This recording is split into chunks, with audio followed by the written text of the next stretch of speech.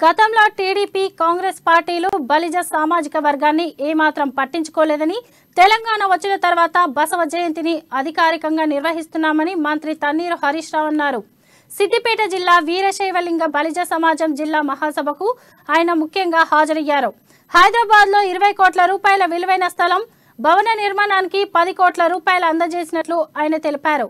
త్వరలో సిద్దిపేటలో బసవేశ్వరుడి భవనాన్ని నిర్మిస్తామని హామీ ఇచ్చారు. బసవేశ్వరుడి జీవితాన్ని అందరూ ఆదర్శంగా తీసుకోవాలన్నారు. లింగ వర్ణ వివక్ష లేని సమాజం కోసం కృషి చేసిన గొప్ప వ్యక్తి బసవేశ్వరుడని కొనియాడారు. ఆయన ఆలోచనతో బీఆర్ఎస్ ప్రభుత్వం మరింత ముందుకెళ్తుందని పేర్కొన్నారు. గొప్ప మహనీయుడు బసవేశ్వరుడు. అటువంటి బసవ కళ్యాణ్ నేను కూడా వెళ్ళాను.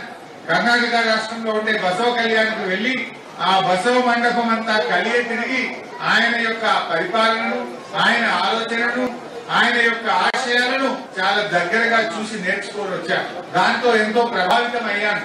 ఆ బసవేశ్వరుడి స్ఫూర్తిని బసవ కళ్యాణ్ నుంచి నేను పొందడం జరిగింది.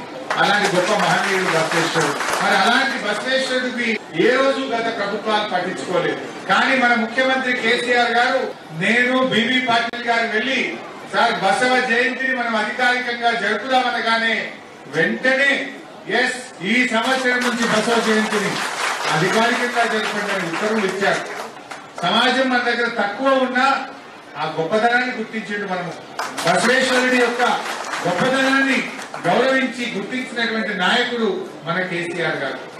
కానీ రాజుల కాలంలో కూడా ఒక పార్లమెంట్ ను ఏర్పాటు